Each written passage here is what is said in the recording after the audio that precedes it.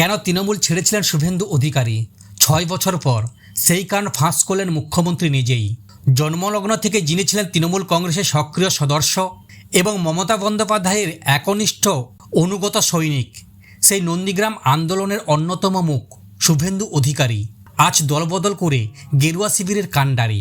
মমতা বন্দ্যোপাধ্যায়ের বিধানসভা নির্বাচনে দুবার পরাজিত করার বিরল রেকর্ড রয়েছে তার ঝুলিতে। এক সময়ের সেই দাপটি নেতা সাম্প্রতিক নবান্নে পুরনো সহকর্মীদের সামনে ফাঁস করলেন তার দল ছাড়ার আসল ও চাঞ্চল্যকর কারণটি। শুভেন্দু অধিকারী তৃণমূল কংগ্রেসের সেই দিনগুলো সালটা ছিল 2020। ওই বছরের ডিসেম্বর মাসের শেষেই তৃণমূল কংগ্রেস ছেড়ে বিজেপিতে যোগ দিয়েছিলেন শুভেন্দু। তার ঠিক আগের বছরই ছিল রাজ্য বিধানসভা নির্বাচন। দল ছাড়ার আগে তিনি সামলেছিলেন রাজ্যের পরিবহন, সেচ ও জলসম্পদ দপ্তরের মতো গুরুত্বপূর্ণ মন্ত্রক। 7 নভেম্বর মন্ত্রিত্ব থেকে পদত্যাগ করার পর ডিসেম্বরের 16 তারিখে তিনি তৃণমূলের প্রাথমিক সদস্যপদ এবং সমস্ত দলীয় পদ থেকে ইস্তফা দেন। এর আগে হুগলি নদী জলপথ সেতু কমিশনের চেয়ারম্যান পদ সহ সমস্ত সরকারি দায়িত্ব থেকে সরে দাঁড়ান তিনি।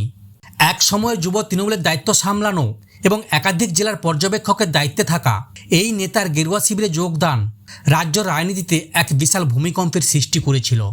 নবান্নের 1.5 ঘন্টার আন্তরিক বৈঠক ও নস্টালজিক মুহূর্ত।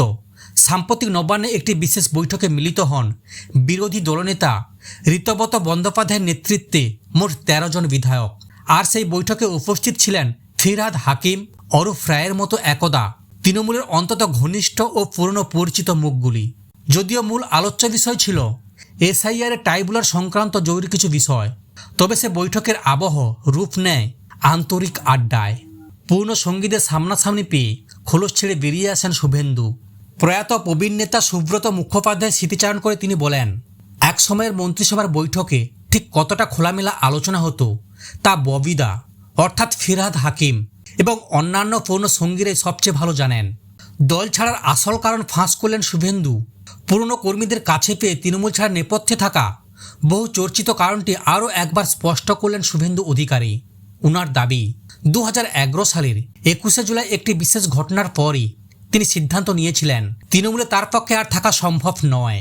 শুভেন্দুর অভিযোগ, সেদিন প্রকাশ্য মঞ্চে বক্তব্য রাখার সময় আচমকাই হাত থেকে মাইক কেড়ে নিয়ে অন্য একজনকে দেওয়া হয়েছিল। আর ঠিক সেই মুহূর্তে তিনি বুঝে গিয়েছিলেন দলের অন্দরে বাতাবরণ ঠিক কোন দিকে গড়াচ্ছে। পাশাপাশি দলে ভাইপোররা শুরু হওয়া প্রসঙ্গও তিনি অন্তত জোরালোভাবে তোলেন। ফিরহাদ হাকিমের মুখে শুভেন্দুর প্রশংসা ও জমকালো আপ্যায়ন। রাজনৈতিক মতপার্থক্য যতই থাকুক না কেন, এই বৈঠকের পর বিধানসভায় বিরোধী দলনেতার ঘরে গিয়ে ফিরহাদ হাকিম বর্তমান মুখ্যমন্ত্রী শুভেন্দু অধিকারীর ভূয়সী প্রশংসা করেন। তিনি মন্তব্য করেন, জ্যোতি বসু, বুদ্ধদেব ভট্টাচার্য বা মমতা বন্দ্যোপাধ্যায়ের পর তিনি অন্তত আন্তরিক মুখ্যমন্ত্রী আর দেখেননি। বরং তার কাজের তুলনা টানা চলে কেবল প্রয়াত বিধানচন্দ্র রায়ের সঙ্গেই। অন্যদিকে নবান্নে আগত সেই বৈঠকে আতিথ্য আপ্যায়নেও কোনো ত্রুটি রাখা হয়নি। সূত্রে খবর অনুযায়ী মেনুতে fish role, chicken spring roll, kalakand, মিষ্টিমুখ, কুকিজের পাশাপাশি রাখা হয়েছিল চা ও ব্ল্যাক কফির সুব্যবস্থা।